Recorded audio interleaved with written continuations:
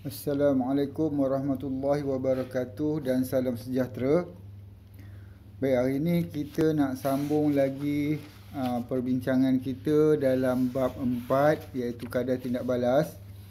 Hari ini kita akan bincangkan topik 4.3 aplikasi konsep kadar tindak balas.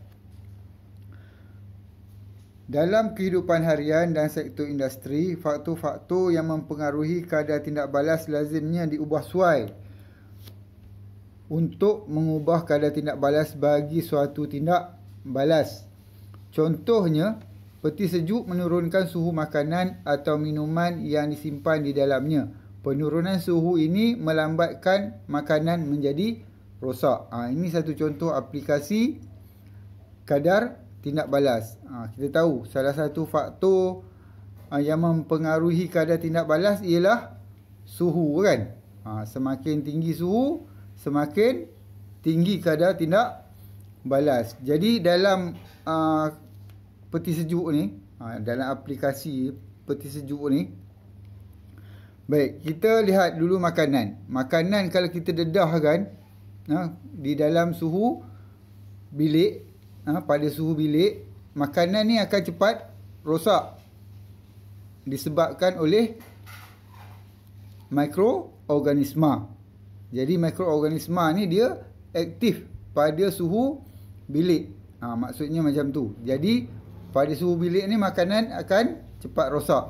Jadi kalau kita letak makanan tu di dalam peti sejuk, di dalam peti sejuk tu suhunya lebih rendah.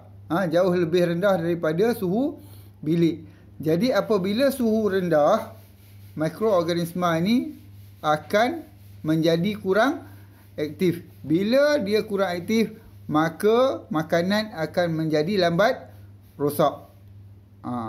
Itu ialah aplikasi kadar tindak balas tentang faktor suhu. Tentang faktor suhu.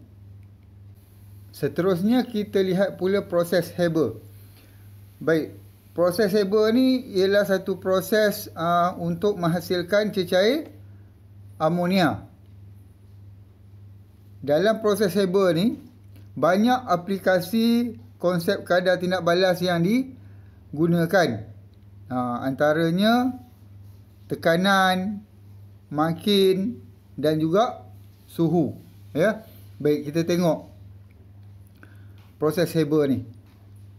Dalam proses Haber, campuran gas nitrogen N2 dan gas hidrogen H2 dalam nisbah isi padu 1:3 pada suhu 450 darjah Celsius hingga 550 darjah Celsius dan tekanan 200 atm dialirkan melalui serbuk Ferrum Fe yang berfungsi sebagai mangkin untuk menghasilkan amonia NH3.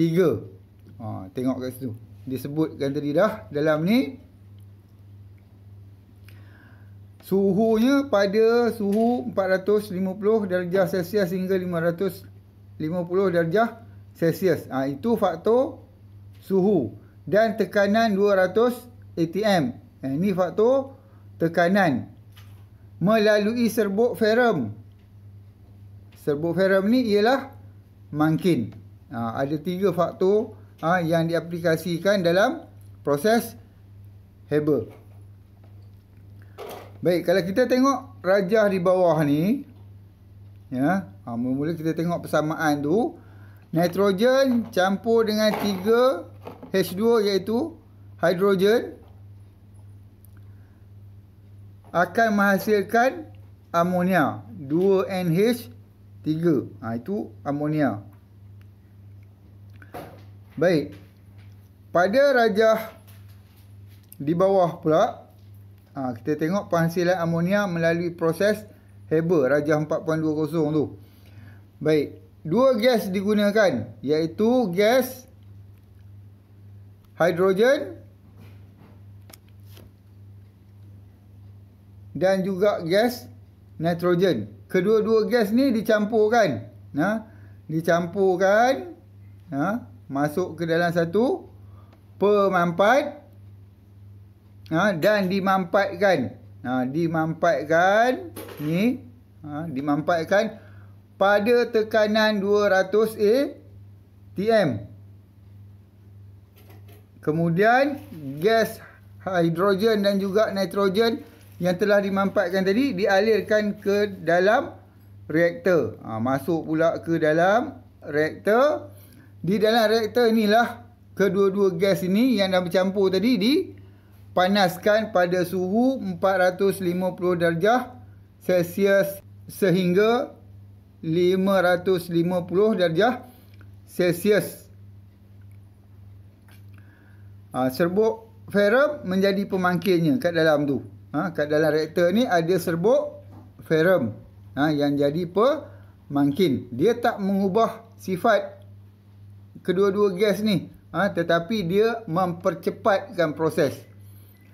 Kemudian dari sini dialirkan pula ke dalam kebuk penyejukan. Kebuk penyejukan. Sini faktor suhu sekali lagi memainkan peranan di mana apabila kedua-dua campuran gas nitrogen dan hidrogen yang telah dimampatkan tadi dimasukkan ke dalam kebuk penyejukan, dia akan bertukar menjadi cecair amonia. Akan bertukar menjadi cecair amonia. Tetapi bukan semua yang menjadi cecair amonia. Ada sebahagian lagi tak menjadi cecair amonia. Dia akan balik-balik untuk menjalani proses semula, dimasukkan semula ke dalam pemampat melalui proses tadi balik. Sehinggalah dia menjadi cecair amonia. Baik, itu ialah proses Haber. Kemudian kita lihat pula proses sentuh. Baik, proses sentuh ni nak buat apa? Kalau proses Haber tadi nak menghasilkan cecair amonia. Cecair amonia tu nak buat apa? Banyak kegunaan dia sebenarnya. Cecair amonia tu dia boleh menjadi baja, dibuat baja, buat pewarna dan juga digunakan dalam industri getah ataupun latex. Di mana amonia ni dia dapat melambatkan proses pembekuan getah. Baik, dalam proses sentuh ni pula, produk yang akan dihasilkan ialah asid sulfurik. Asid sulfurik. Asid sulfurik ni pun banyak juga kegunaan dia. Digunakan dalam industri getah, membuat pencuci dan sebagainya. Baik, dalam proses sentuh, sulfur dibakar dalam udara berlebihan untuk menghasilkan gas sulfur dioksida. Ini dia persamaan dia. Sulfur campur dengan oksigen dibakar.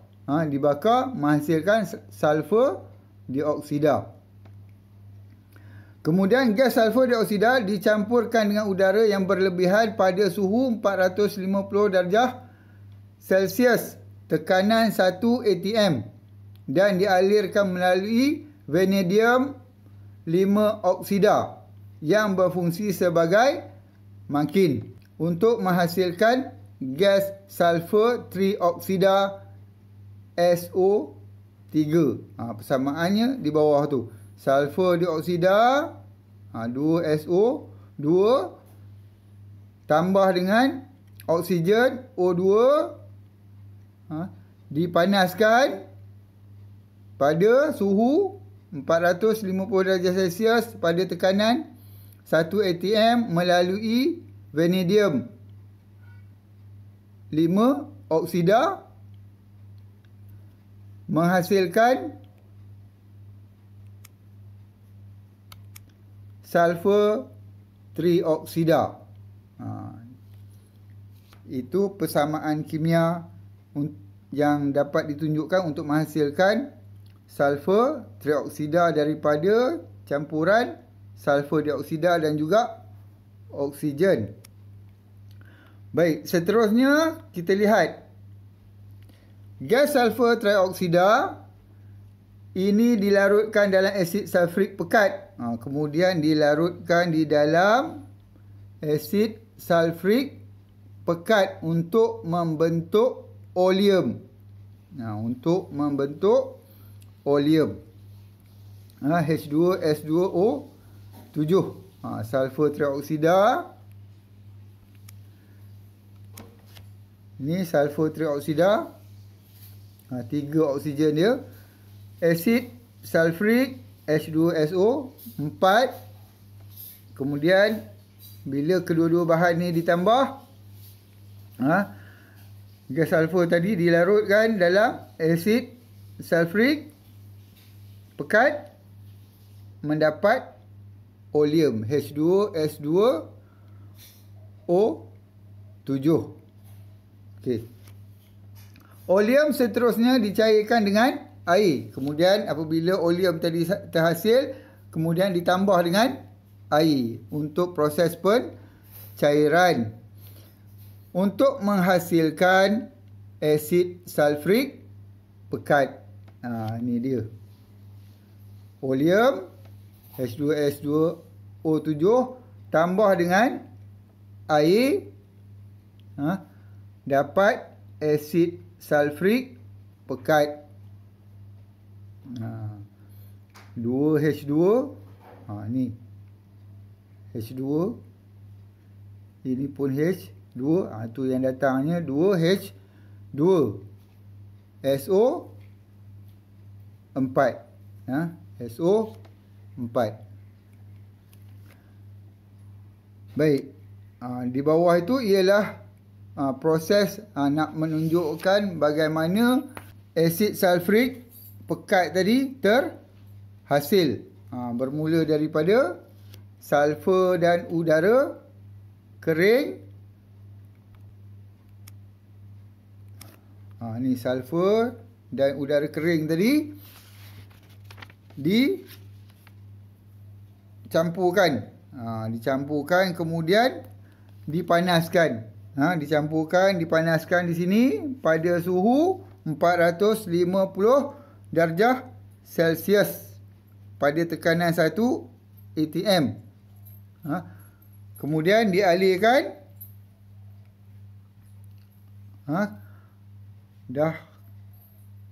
Dialirkan.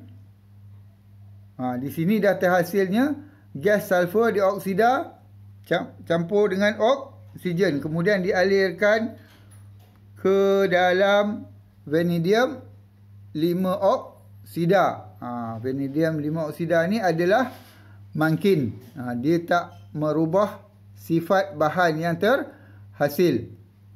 Kemudian dari situ terhasillah gas sulfur trioksida. Kemudian gas sulfur trioksida ni dialirkan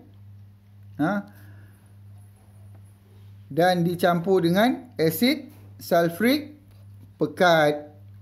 Di situ terhasillah oleum. Kemudian oleum tadi ditambah dengan air. Ni air.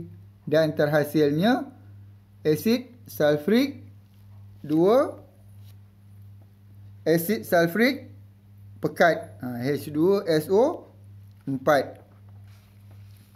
Baik, kita tengok kesimpulan daripada dua proses ini. Dua proses ini iaitu proses Haber dan proses sentuh. Faktor-faktor yang meningkatkan kadar tindak balas dalam proses Haber dan proses sentuh adalah seperti berikut. Proses Haber, suhu 450 darjah Celsius hingga 550 darjah Celsius, tekanannya 200 atm, mangkinnya ialah serbuk ferrum. Dalam proses sentuh pula suhunya ialah 450 darjah Celsius pada tekanan 1 atm dan mangkinnya ialah vanadium 5 oksida.